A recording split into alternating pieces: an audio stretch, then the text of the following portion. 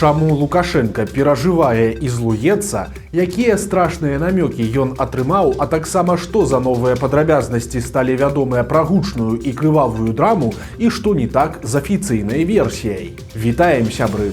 Гэта наша Ніва і зараз мы ўсё вам раскажам. 23 лютага вельмі змрочны Лукашенко правёў цырымонію ўручэння ўзнагарод і генеральскіх пагонаў сваім сілавікам ды вайскоўцам. Але атмасфера мерапрыемства атрымалася не вельмі святочнай. Проста з келіхам шампанскага ў руцэ Лукашенко паскардзіўся на складаную сітуацыю вакол Беларусі і паабяцаў сваім сілавікам жестачайшую праверку. Все люди в погонах будут проверены и сдадут экзамен на профессиональную пригодность. У нас достаточно для этого сил и средств. Прошу это воспринимать как должное. Адметна, што гэтая праверка павінна закрануць і фізічную падрыхтоўку, прычым паводле Лукашэнкі асаблівую увагу нададуць афіцэрам. Як будуць здаваць нарматывы яго кругленькія генералы, цяжка сабе уявіць, але ж прагноз наступны. Тот, кто физически силен, об этом нас предупреждали те, кто воевал в Украине, они будут жить. Тот, кто шалтай-болтай, в том числе и офицеры, они погибнут в ближайшие часы. Ды і ўвогуле сітуацыяй у войску Лукашенко вельмі незадаволены. Яго апошнія раптоўныя праверкі прайшлі не вельмі, і цяпер ён адкрыта пра гэта кажа. Нам надо серьезнейшее внимание обратить на подготовку офицеров. Чувствую нутром, что мы не дорабатываем именно там. Поэтому где-то у нас, мы это видим, проверки, косяки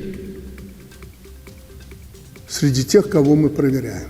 Праўда, застаецца адкрытым адно вельмі важнае пытанне. Чаму апошнім часам Лукашенко так сур'ёзна ўзяўся за сваіх вайскоўцаў? Ён, само сабою, пастаянна паўтарае пра небяспеку захаду, суседзяў, якія рыхтуюць злобныя планы і актыўна ўзброіваюцца, ды ўсё астатняе. Але ж усім зразумела, што гэта поўная лухта, і ніякія палякі альбо літоўцы нападаць на Беларусь не збіраюцца. Але ж, ведаючы звычку Лукашэнкі прагаворвацца, не выключана, што ён трывожыцца зусім па іншай прычыне, і нейкую чарговую падлянку і сапраўды рыхтуюць суседзі, але якраз тыя, каго ён так любіць называць сябрамі ці нават братамі. У выпадку чарговай эскалацыі з боку Крамля Лукашенко, а значыць і беларусы, акажуцца ў вельмі непрыемнай, калі не сказаць страшнай сітуацыі.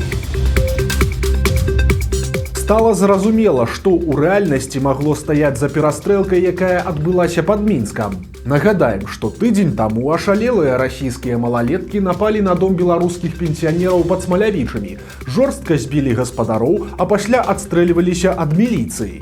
Вядома, што пажылой жанчыне налётчыкі зламалі бітай руку, мужчынам рассеклі скуру на патыліцах ручкамі пісталетаў, а аднаму дык яшчэ і зламалі нос. У тым доме па шчаслівым збегу абставінаў была трывожная кнопка, якую паспеў націснуць пабуджаны сабакамі гаспадар. Меня разбудила собака.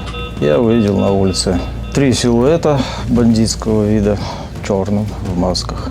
До этого они просто крались. И когда они меня увидели, они мгновенно кинулись, выбили окно. И я, слава богу, вспомнил про кнопку. И вот у меня первая мысль была успеть бы нажать. Падобна, што тая трывожная кнопка была ў доме, бо гаспадар меў нагоды для перажыванняў. Летам яму ўжо спалілі машыну, якая стаяла ў гаражы. І выглядае, што і той пажар, і цяперашні налёт былі помстай пажылым беларусам за нейкага іх сваяка, які звязаўся з небяспечнай і незаконнай працай. Сцэнар налёту да літары супадае з практыкай пакаранняў наркашопамі сваіх супрацоўнікаў, якія перасталі выконваць абавязкі закладчыкаў. Відэазапісаў, на якіх хлопцы спартыўнага целаскладу нібыта з 90-х ловяць і збіваюць закладчыкаў, якія вырашылі кінуць сваіх так званых працадаўцаў, у інтэрнэце нямала. Такія справаздачы выкладваюцца на спецыяльных форумах. Выканаўцы для такой працы шукаюцца там жа. Сам факт збіцця пры гэтым не вызваляе ахвяру ад патрэбы адпрацоўваць налічаны доўг альбо аддаваць яго грашыма.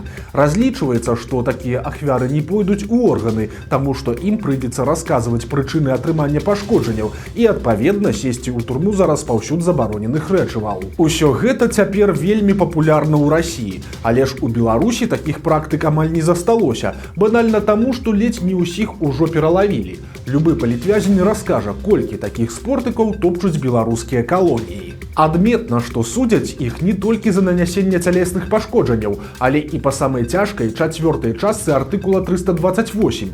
Гэта значыць, што дзеянні спортыкаў трактуюць яшчэ як і прыналежнасць да наркакартэля і ў выніку даюць ім ад 10 і да 20 гадоў зняволення. Такія метады даволі паспяхова прарадзілі мясцовых, здольных на такі гвалт, але ж вось для расійскіх выканаўцаў Беларусь гэта цёмны лес, таму ахвотныя з'ездзіць у падобную камандзіроўку знайшліся хутка. Яны і самі пасля казалі сілавікам, што замову на пенсіянераў знайшлі ў інтэрнэце, і мэтай было не забіваць старых, але пабіць і знявечыць, зняўшы ўсё гэта на відэа. Дарэчы, адрасы ахвяраў налётчыкі даведваюцца вельмі проста. Іх ім выдаюць наркашопы, бо фотапашпарта са старонкамі прапіскі гэта вельмі частае патрабаванне пры уладкаванні на працу закладчыкам.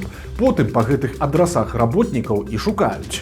Яшчэ адным доказам гэтай версіі можа быць джентльменскі набор, які мелі пры сабе тыя расіяне. Адметная дэталь тут гэта калода карт з 3 восьмёркамі. Можна, канешне, дапусціць, што хлопцы бавілі час складанымі картачнымі гульнямі, але больш імаверна, што адну з такіх карт яны збіраліся пакінуць на месцы злачынства як подпіс і метку, якая адсылае да замоўцы. Такая практыка існуе вельмі папулярная ў падобных крымінальнікаў, а 3 восьмёркі гэта назва буйнога наркашопа, які працуе ў Расіі мінімум з 2024 года. Малаверагодна, што самі пацярпелыя беларускія пенсіянеры звязаліся з наркамафіяй. Гаспадар дома увогуле музыка, які цяпер шукае ціхія пенсіянерскія падпрацоўкі кшталту працы ахоўнікам. Таму хутчэй за ўсё старых пакаралі за дзеянне нейкага іх сваяка. Можа быць сына, брата, унука альбо пляменніка. Фактычна пра гэта кажа і сам пацярпелы пажылы мужчына. Это заказ для давления на другого человека. Я не буду говорить, какого, но это наш близкий родственник. Находится за границей. Ну і варта прагаварыць яшчэ адзін цікавы момант, звязаны ўжо з працай беларускіх сілавікоў. У час паміж націсканнем трывожнай кнопкі і прыбыццём на раду налётчыкі паспелі залезці ў дом праз акно, адшукаць 3 чалавек, зламаць іх супраціўленне і нанесці сур'ёзныя траўмы, здымаючы ўсё гэта на відэа. Нарматыў прыбыцця нарада дэпартамента аховы 7 хвілін.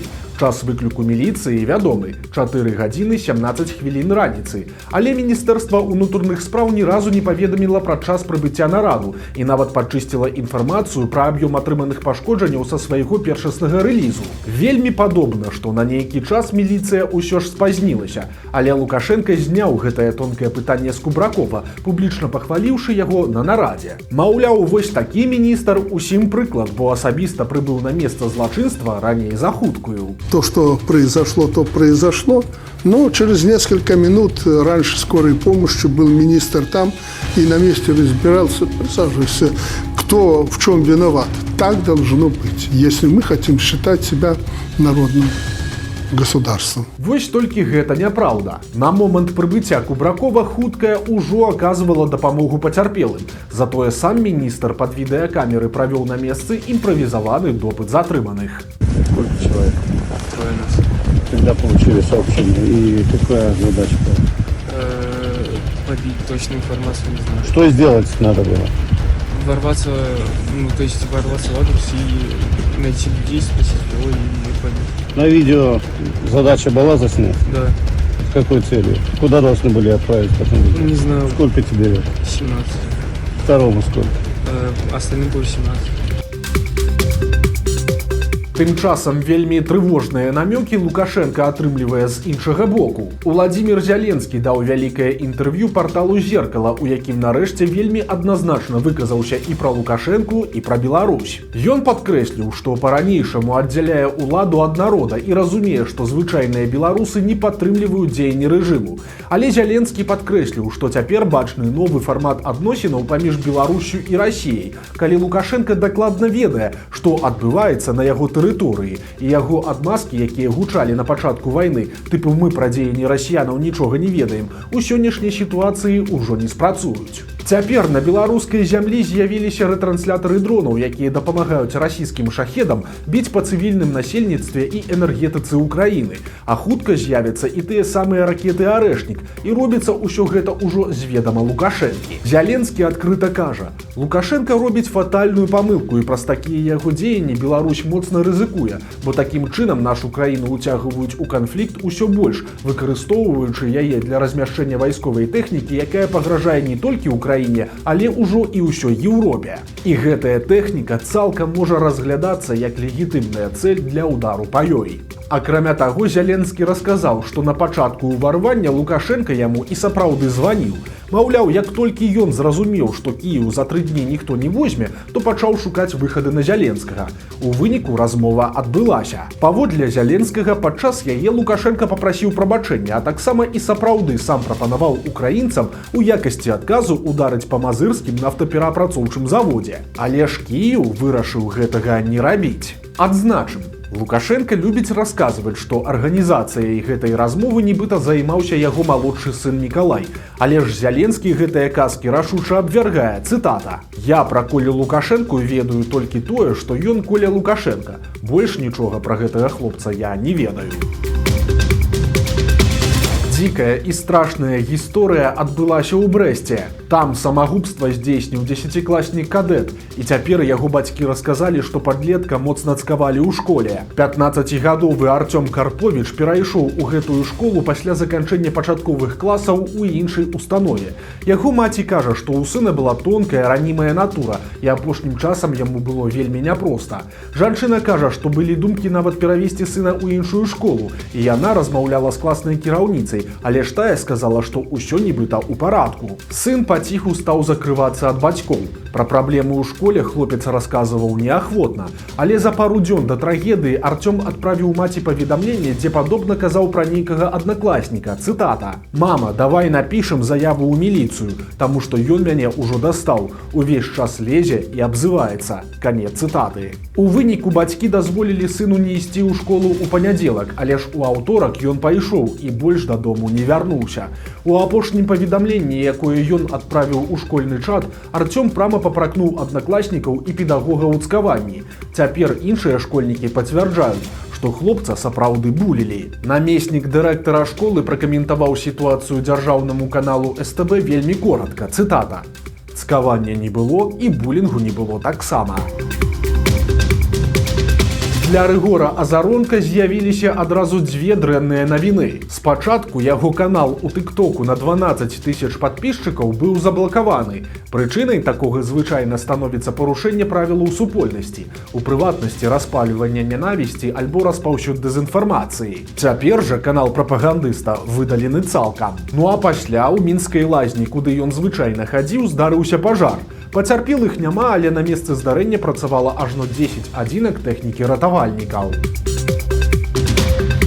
За выхадныя на пажарах па ўсёй Беларусі загінулі як мінімум 6 чалавек. Прычыны трагедыі былі розныя. Напрыклад, 88-гадовая пенсіянерка са Слуцкага раёна гатавала ежу, і ў яе загарэлася вопратка. А ў Мсціслаўскім раёне сямейная пара загінула праз пажар у суседзяў. Іх кватэра не гарэла, і падобна, што загінулая ў чадзеле ад дыму, які трапіў праз вентыляцыю.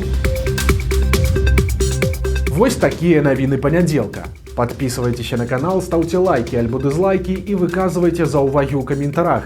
И, конечно, читайте нашу Ниву, глядите нашу Ниву и любите Беларусь. До сустрэчы заўтра.